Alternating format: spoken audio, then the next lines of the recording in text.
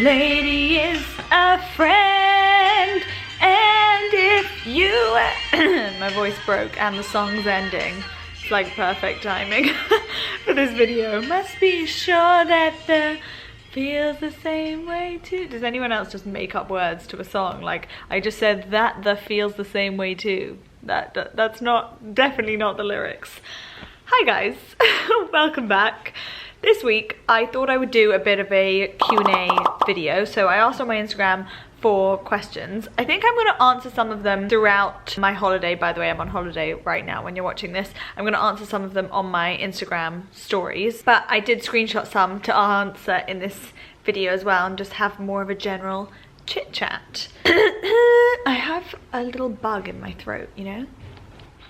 The first question ties in really nicely with what I just said. Someone asked, where is my next holiday? Well, they just said next holiday, but I'm just gonna make it a full sentence. I'm in France at the moment. I'm so excited. I mean, I'm not right now when I'm filming this, but I'm going tomorrow and I literally cannot wait. I feel like summer's come and gone in the UK. Like, it's already cold and rainy, and yesterday I wore a big fluffy jumper, and so I want like to go away and see the sun.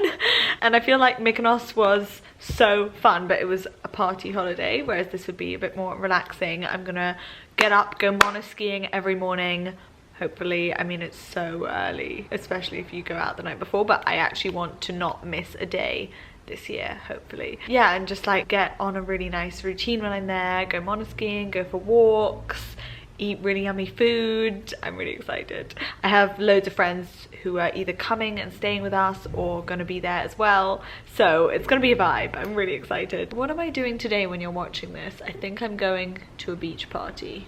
Well, it's like a restaurant slash beach party. Claire says, are you thinking about buying a new car? Honestly, no. I can appreciate cars and I love cars, but I'm not the kind of person that wants a new car every year, week, whatever it is. I'm much more into handbags and buying new handbags. And my sister and I share a car, and I am quite a creature of habit when it comes to cars, I guess. My last car got literally taken off, like a van came and literally took off half my car, so it was totally written off, and I bought the same one again because I just really liked it. I actually bought a little bit of a smaller version and I really like it. It's easy to park, it's easy to drive. If I was getting it again, I basically had the Audi A3 and now I drive the Audi A1, and if I was gonna buy it again, I would buy the Audi A3 because it's slightly bigger and I can fit more in the boot when I'm like taking my suitcase somewhere, or I don't know, picking someone up and they have loads of bags, or driving to the country or something. I have to put the seats down at the back. It's not really a big deal.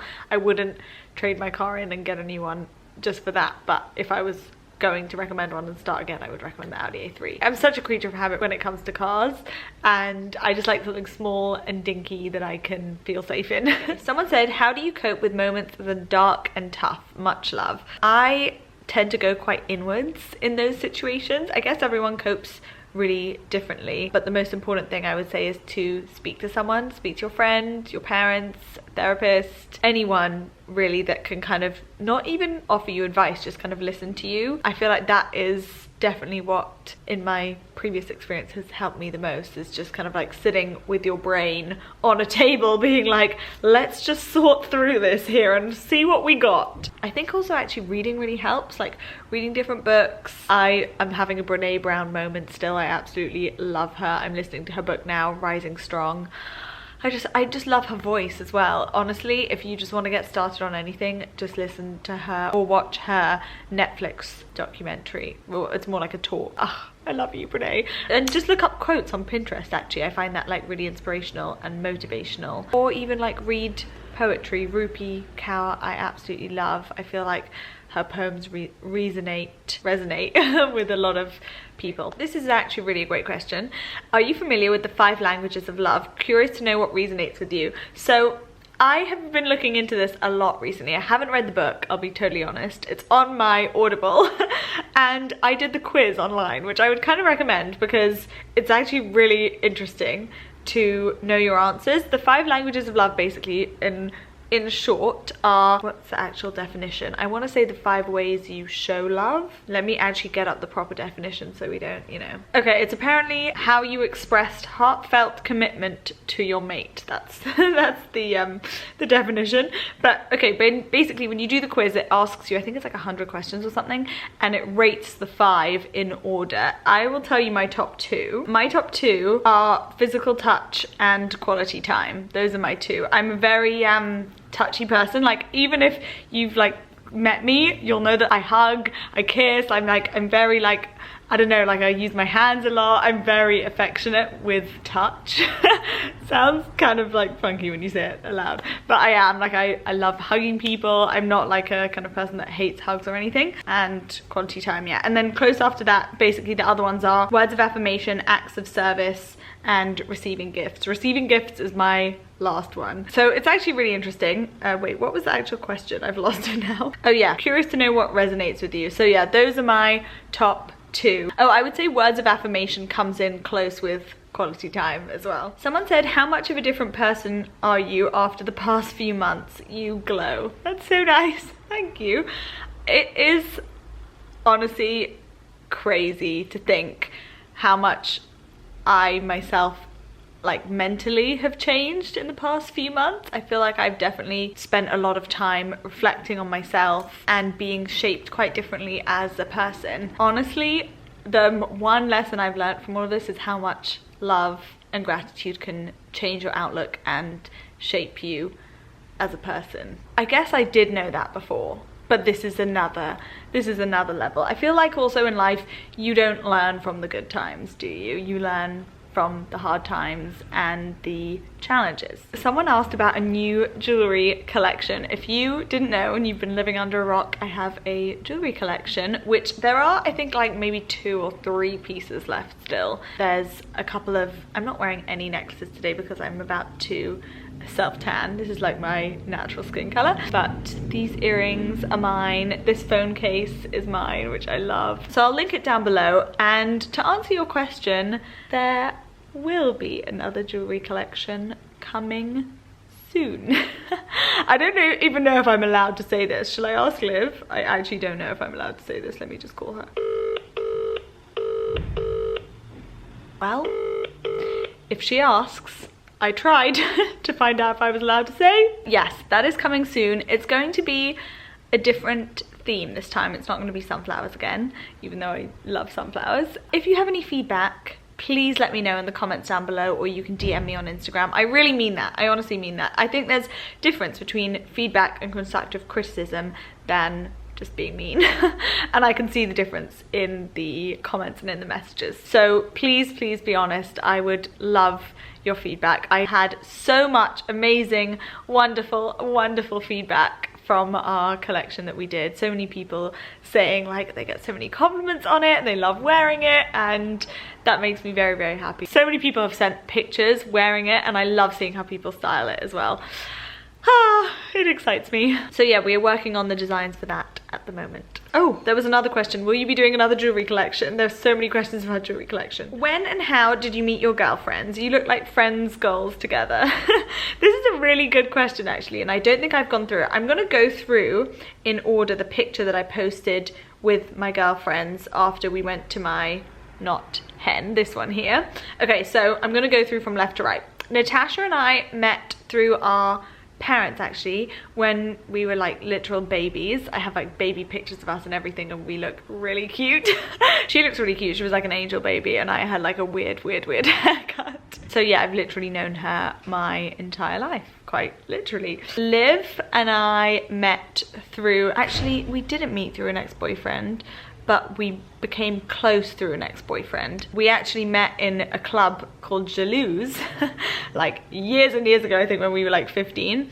And then when I was going out with an ex of mine, we would go out as a group or on double dates and stuff, and we just became good friends. Hannah, obviously, she's next in the picture, that's my sister. The next one is Philippa. Philippa and I met, I think, in either nursery or junior school, and we started becoming close friends when we were more like teenagers, I would say like 16. Estee and I met through work actually, which is weird because I really don't consider her a work friend at all. And she was like the first blogger friend that I made, and we met, it was like a Saturday event. Like no one does Saturday events anymore, but that was when it was like everyone had a full-time job, so they could only go to events on Saturdays. And yeah, we just connected, we hit it off. Then next is Isabella. Isabella actually met my sister on summer camp, and then we all just loved her and adopted her. Another question, are you gonna come out with some more jewelry? Do you plan to find a new apartment? Yes, I do. I'm living with my sister at the moment, and that has been great. I literally love it. I see her in the morning before she goes to work. I see her at night. The other day I went into her bedroom like early in the morning before she went to work and just like sat there and watched her do her morning routine. It was really cute actually. She was a bit flustered and like not in the mood for chatting, and I was like, wow, I've never seen you get ready for work before. I felt like a child. Best hidden gems to visit in London just for a day. I would say I would start off probably in Juice Baby in Notting Hill, or the one in Chelsea. It's my favorite place in the entire world. I love their acai bowls. Then for dinner, I would say to go to an Italian. I would say to go to La Familia in Chelsea. It is so gorgeous because you can sit outside and all the staff are Italian, so you really feel like it's so authentic. I love it. Or I would say to go to a Persian place. I would go either to Galleria in Marylebone or Hannah in West Hampstead. That's another good one. Or Kate, that's I think in Maida Vale. Oh my gosh, the food is so good if you like chicken and rice and Persian food. Or stews or anything. I've only listed restaurants, haven't I? I would actually go maybe to Westbourne Grove in Notting Hill, walk up and down the shops there. I don't really go shopping, like shopping in stores. Or I would actually go to the Saatchi Gallery if you want to see anything, and it's also free. Oh, I would go to the top of Primrose Hill on like a clear day, and I would see all the view all across London. You can see everything, it's so beautiful. And just walk around Primrose Hill because it's stunning and all the houses are different colors and it's beautiful. That was a few. Was that too many or too little? If you could invest in any new startup company, which industry would it be in? I think it would be in the food industry. I love this new wave of gluten-free, sugar-free, dairy-free snacks that have come in the past couple of years. I think that's where I would invest, and I could spend all day just trying different snacks. I feel like when I started with my SIBO IBS journey, it wasn't such a thing to have these like gluten-free, sugar-free like foods. It was really quite difficult to find them, and that was only like 4 years ago now. And now there are so many different options, so many alternatives, and that's so exciting. If you were left on a deserted island, what 3 things would you bring? I would probably bring my phone. Oh, I would bring like a Kindle so I could like download different books, not just like one book, you know. And I'd probably bring headphones, or like earpods or whatever they're called. Okay, the last question I'm gonna answer. Are you following a diet? You look great. Thank you. Do you eat carbs? I don't actually follow a diet. I don't eat wheat because it sort of flares up my SIBO quite a bit. And I used to stay quite clear of refined sugar, but I have kind of introduced that back in the past like year, and I seem to be okay with it as long as I don't go too overboard, which sometimes I do and then my symptoms flare up. But generally I don't really follow a diet. I kind of want to throw a disclaimer out there, like yes, I do work out, I love vegetables, and I do eat a lot of carbs. I eat a lot of rice, probably way too much rice for a healthy diet, but a lot of it comes down to genes. My weight hasn't changed since I hit puberty really, and my boobs grew.